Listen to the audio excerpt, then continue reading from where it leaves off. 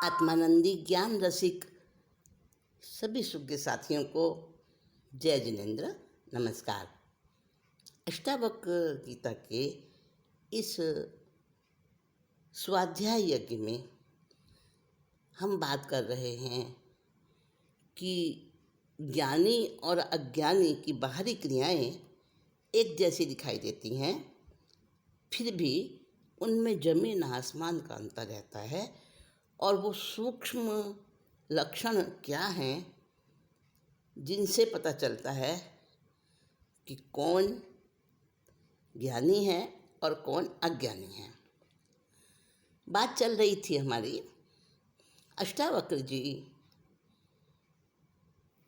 अपनी ज्ञान गंभीर चर्चा वार्ता में बता रहे हैं, मुमुक्षु पुरुष की बुद्धि नहीं रहती आलंबन के बिना कदाचित, जबकि मुक्त पुरुष की बुद्धि रहे निष्काम आलंबन विरहित।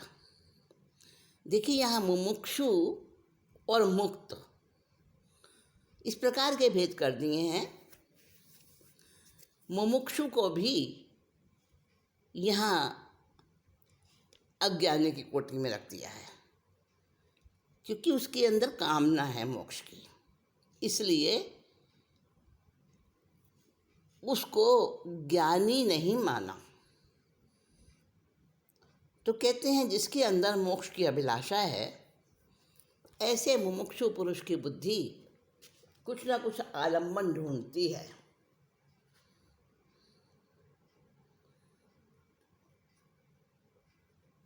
तो आलंबन को अगर आलंबन की चाहना है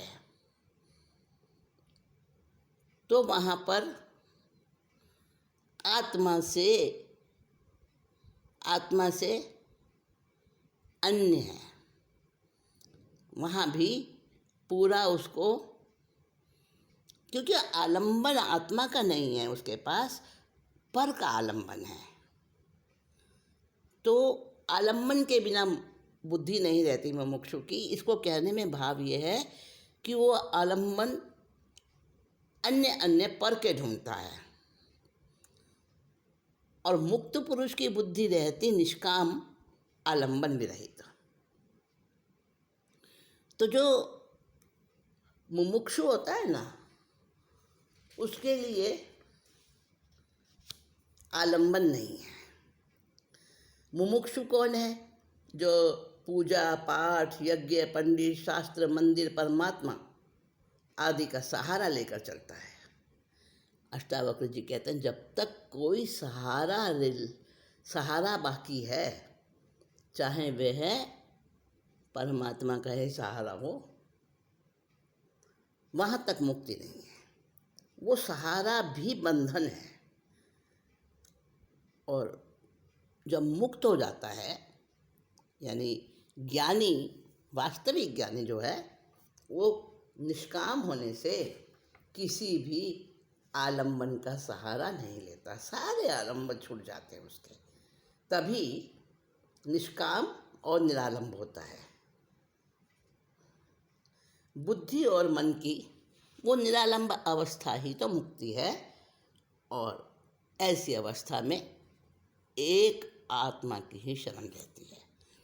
भयभीत हुआ नर विषय बाध से, चित्त निरोध की शरण खोजे, एकाग्रता वाली पाने को सिद्धि, पहाड़ की कंदराएं खोजे।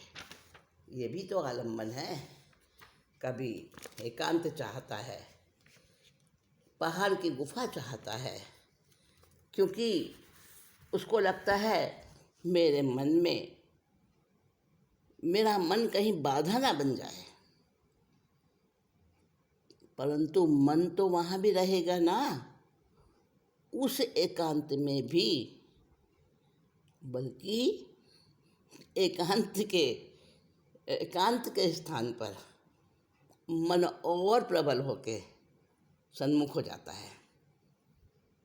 तो जब तक मन की बाधा से,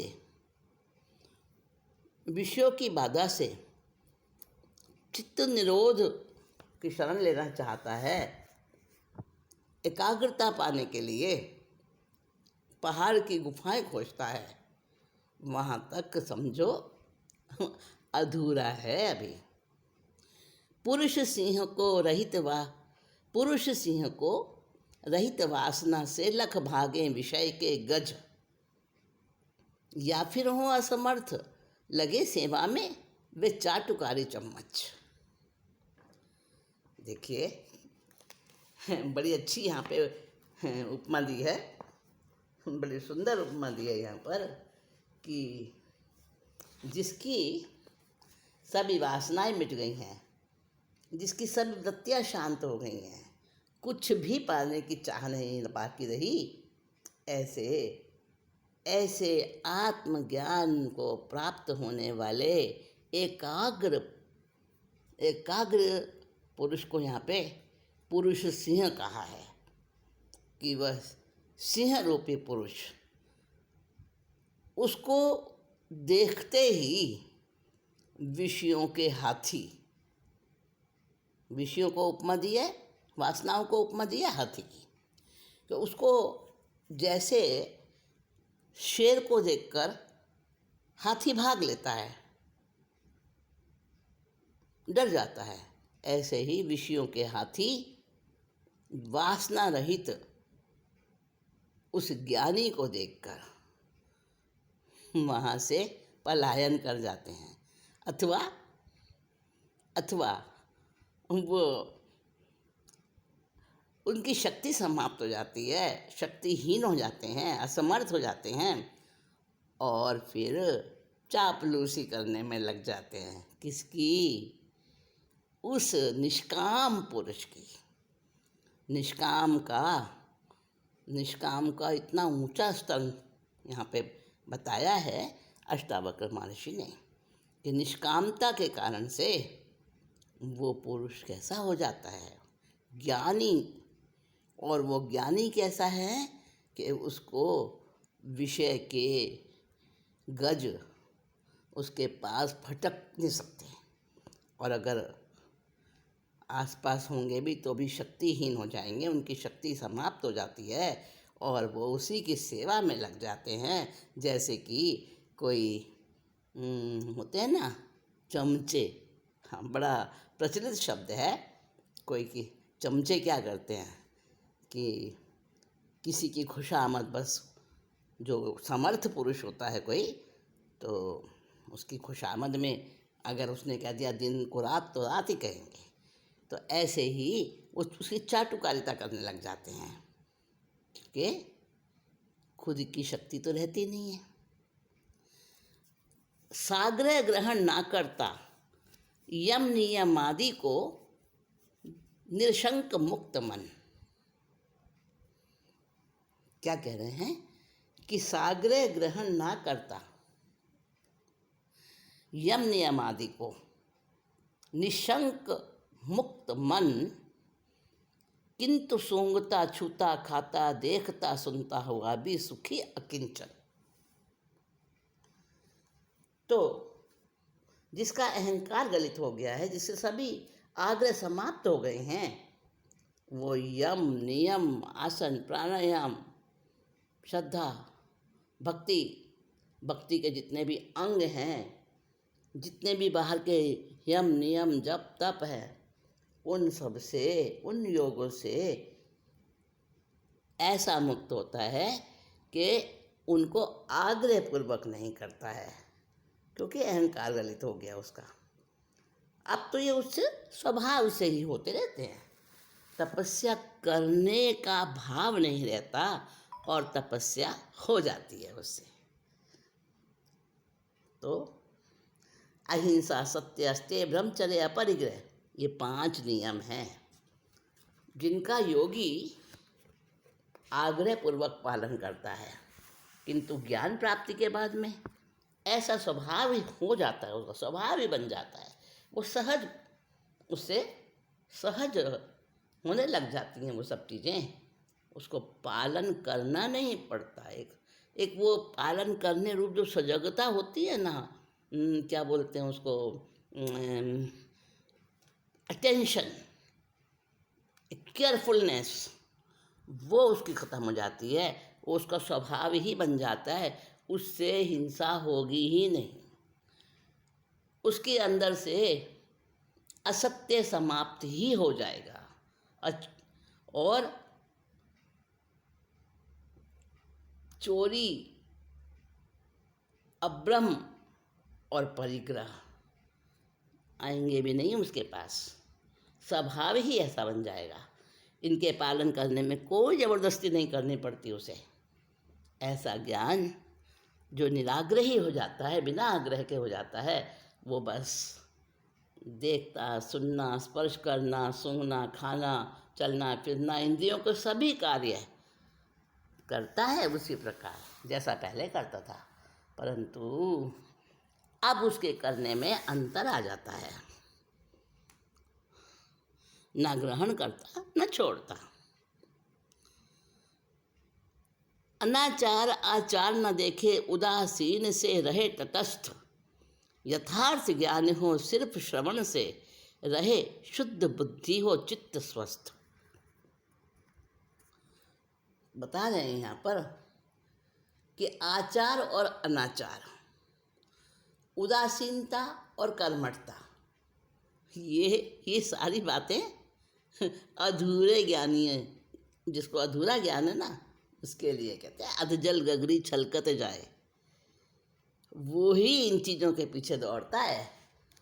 ये तो गलत हो गया, ये पाप लग गया, उसके लिए तो सब नियम अतीत हो जाता है, वो आचार अतीत हो जाता है। वो कोई शुद्धि अशुद्धि, वो बुद्धि ही समाप्त हो जाती है उसकी, क्योंकि आत्मज्ञानी हो गया है, वो स्वस्थ चित्त हो गया है, शुद्ध बुद्धि वाला हो गया है। जो भी कर्म उससे किए जाते हैं, जो भी कर्म वह करता है, सहज रूप से करता है, पूर्ण जागरूकता और विवेक से करता है। न उसमें स्वार्थ होता, न वासना, न अहंकार। वो स्व में ही स्थित होकर करता है, विकार आ ही नहीं सकते। जहाँ स्व में स्थित है वहाँ कोई विकल्प नहीं, वहाँ कोई विकार नहीं, वहाँ कोई विभाव नहीं। महर्षि अष्टावक्र बता रहे हैं कि ऐसा तत्वबोध अगर किसी का अंतःकरण शुद्ध है तो उसको तो सुनने मात्र से ही ऐसा तत्वबोध हो जाता है। यथार्थ ज्ञान हो सिर्फ श्रवण से, और शुद्ध बुद्धि के कारण उसकी बुद्धि बिल्कुल शुद्ध हो चुकी है। और शुद्ध बुद्धि के होने से तप, जप, योग, ध्यान, समाधि, कर्म कांड, हठ योग, भक्ति, इसकी कोई आवश्यकता उसे नहीं पड़ती है। सुनने मात्र से सब हो जाता है, वहाँ उसकी छलांग लग जाती है।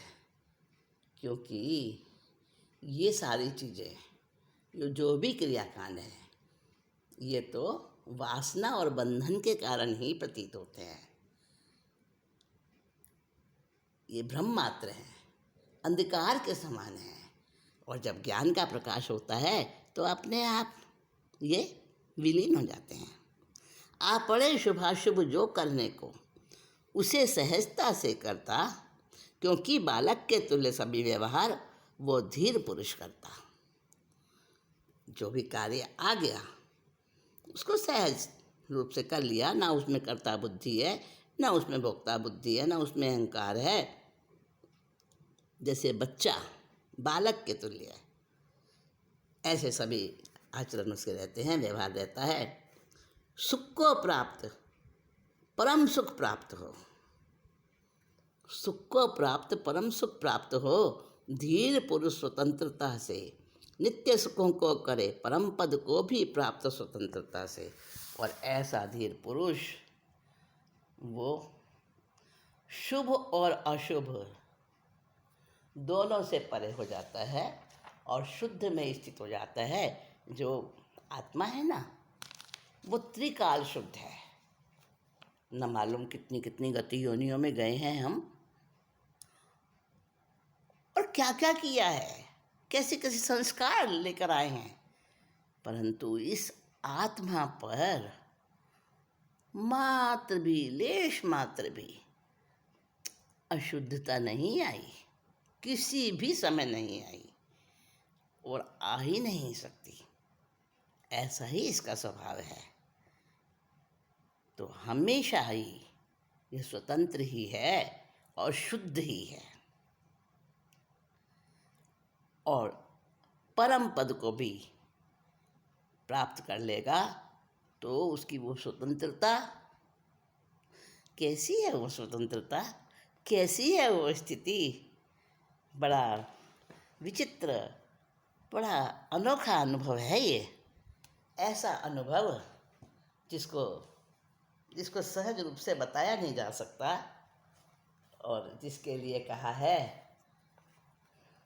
कि उसका हर समय स्व में ध्यानस्थ रहता है, स्व में स्थित रहता है, ध्यान रहता है। तो अपने उस आत्मा के स्वरूप में ही ध्यान रहता है। ध्यान खाली होने की कला है, ध्यान खाली होने की कला है। शिव स्वरूपी सूरज उजला है, शिव स्वरूपी सूरज उजला है। ध्यान खाली होने की कला है। मौन से बंद द्वार अधर के, चिर विचार विधि में शून्य भर के। मौन से बंद द्वार अधर के, चिर विचार विधि में शून्य भर के। मन को अमन दशा में लय करके, मन को अमन दशा में लय करके। जल्दी चंचलता की अर्गला है, ध्यान खाली होने की कला है। इस अद्वैत को हासिल है करना, वेद विज्ञान में नित निखरना। छूटे आवागमन भव भव फिरना, सच्चे होशियारों का फैसला है, सच्चे होशियारों का ये फैसला है। ध्यान खाली होने की कला है। सदा ध्यान जो धरता है पर का, वो ना घाट का रहता ना घर का। सदा ध्यान जो धरता है पर का, वो ना घाट का रहता ना घर का। जो न राहगीर सिद्धि नगर का, वो न राहगीर सिद्धि नगर का। ढोल जैसा जीवन वो खोखला है, ध्यान खाली होने की कला है। कभी त्याग और नियम न लिया कोई, कभी त्याग नियम न लिया कोई। प्रत्याख्यान विरति व्रति सोई, कोई संतुष्टि तृष्णा नई नई, कोई संतुष्टि तृष्णा नई नई। मुर्दा कुल उसका पिछला अगला है, मुर्दा कुल उसका पिछला अगला है। ध्यान खाली होने की कला है, ध्यान खाली होने की कला है। शिव स्वरूपी सूरज उजला है, ध्यान खाली होने की कला है। ध्यान करने बैठते हैं तो वो ध्यान जिसको प्रयास पूर्वक किया जाता है, इरादा पूर्वक किया जाता है, वो ध्यान उसका स्तर अलग है। और जो किया नहीं जाता, सहज एज इट इज जैसा अपना स्वरूप है उसमें ही स्थिरता हो जाती है, किया नहीं जाता। करने का भी आलंबन, करने का भी आग्रह सब छूट जाता है। वो है ध्यान और वो सहज होता है, उसको करना नहीं पड़ता। तो ऐसा ध्यान जब होता है तब क्या होता है, निज आत्मा के अकर्तापन को, अभोक्तापन को माने जब, सकल नष्ट हों चित्त वृत्तियाँ ऐसे महामानव की तब। उसको महामानव कहा है। ऐसी दशा में जो कोई आ जाता है, बड़ा सौभाग्य है उसका, अहोभाग्य है उसका। धीर पुरुष की स्वाभाविक उच्छृंखलता भी तो शोभा पाती। देखिए, और आगे बढ़ रहे हैं, और गहराई में आपको ले जा रहे हैं महर्षि अष्टावक्र। क्या कह रहे हैं? धीर पुरुष की स्वाभाविक उच्छृंखलता भी तो शोभा पाती। स्पृहा भरे चित्त वाले मूढ़ की पर शांति भी नहीं सुहाती। इतना सूक्ष्म अंतर किया है कि जो धैर्यशाली स्थित प्रज्ञ बन गया है वो पुरुष, उसकी तो उच्छृंखलता, परंतु वो भी स्वभाव से परिपूर्ण है। वो बड़ी अच्छी शोभायमान होती है। और जिसके अंदर स्पृहा भरी है, वासना भरी है, कामना भरी है, ऐसे मूढ़ की, हाँ भले ही वो अपने को धार्मिक कहे, साधक बताए, मोक्ष का सब कुछ कहता है, परंतु फिर भी वो कैसा है? उस बगुले की भांति है जो ध्यान लगाकर तो खड़ा दिखता है एक पैर से, पर मछली आते ही तुरंत लपक लेता है, तुरंत उसकी समाधि भंग हो जाती है, क्योंकि उसके अंदर कामना अभी गई नहीं है, कामना से शून्य नहीं हुआ है, अभी वासना भरी है, स्पृहा भरी है। तो स्पृहा भरे चित्त वाले मूढ़ की शांति भी तो नहीं सुहाती। वो शांत भी रहे तो भी चुभता है, तो भी कुछ खटकता है। और धीर पुरुष अगर उच्छृंखलता भी करे, कुछ ऐसा आचरण भी करे, तो भी अच्छा लगता है। कभी प्रविष्ट न हो गिरि गुफा में, कभी विलासी महाभोगों के, धीर पुरुष ऐसे जिनकी बुद्धि है मुक्त रहित कल्पना बंधन से। तो बता रहे हैं कि ना तो वो पहाड़ की किसी गुफा में जाके बैठता है और ना वो भोगों का विलासी बनता है। बस उसकी तो बुद्धि कल्पना और बंधन से रहित हो जाती है, अलग हट जाता है हर चीज़ से। पंडित तीर्थ देवता पूजन करके भी ना हो हृदय में कामना, सन्मुख हो भूपति प्रियजन रमणी, पर धीर पुरुष है गलित वासना। चाहे उसके सामने कोई भी आ जाए, अपना पराया, कोई चक्रवर्ती, कोई प्रिय से प्रिय, कोई सुंदर से सुंदर स्त्री, परंतु जिसकी कामना खत्म हो गई है, गलित वासना हो गया है, उसको कोई फर्क नहीं पड़ता। और जो बाहर का केवल पंडित है, कभी तीर्थ में जाता है, कभी देवता का पूजन करता है, कामना लेकर, हाँ मोक्ष की कामना भी तो कामना है भाई, उससे भी खाली होना पड़ेगा। वही तो कला है, वही तो ध्यान है, वही तो स्व में स्थिरता है, वही तो स्वस्थ है।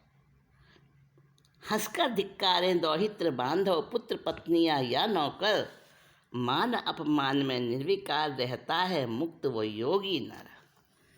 मान मिले या अपमान मिले, सम्मान मिले या दुत्कार मिले, उसके लिए सब समान है।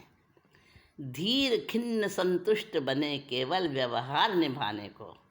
हाँ कभी कभी दिखता है, कभी खिन्न हो गया है, कभी हाँ संतुष्ट दिखाई देता है, वो तो उसका बाहर की लीला है, व्यवहार है। धीर खिन्न संतुष्ट बने केवल व्यवहार निभाने को, उस जैसे ज्ञानी ही जानते उसकी विस्मयपूर्ण दशा को।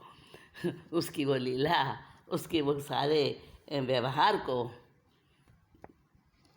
तो कौन समझता है? जो उसकी जैसे स्तर पर खड़ा होगा वही जान सकता है। ज्ञानी नहीं देखते जग को दुख से रहित या निर्विकार। कर्तव्य संसार ही देखे ना निराकार न शून्याकार। जो सचमुच का ज्ञानी है उसको ये संसार कैसा दिखता है, न शून्य दिखता है न निराकार दिखता है, और न दुख से रहित दिखता है न निर्विकार दिखता है। बस उसको तो जो समय पर कर लिया सो कर लिया, नहीं किया उसका कोई पश्चाताप नहीं, कर लिया उसका कोई अहंकार नहीं, करना बाकी है उसकी कोई चिंता नहीं।